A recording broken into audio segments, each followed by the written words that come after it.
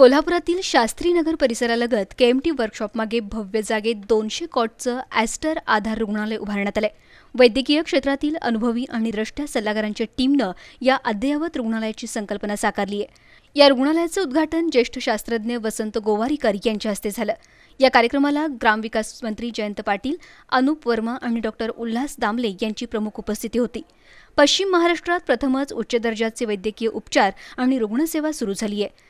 Cath lab, modular operation theatres, सर्व आवश्यक सोयीसुविधांनी युक्त असा अतिदक्षता विभाग तसंच अर्भकांसाठीचा अतिदक्षता विभाग, हिमोडायलिसिस विभाग असणाऱ्या 200 कॉटच्या या रुग्णालयात हृदय शस्त्रक्रिया, मेंदू शल्यचिकित्सा, कर्करोग उपचार आणि मूत्रपिंड रोपण यासंबंधी सेवा देण्यासाठी स्वतंत्र विभाग आहेत।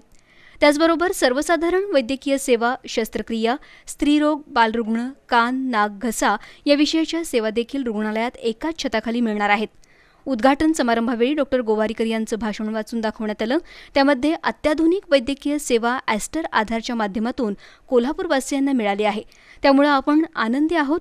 पुणे, मुंबईसारख्या वैद्यकीय सुविधा उपलब्ध होत आहेत, याचा रुग्णांना फायदा होईल।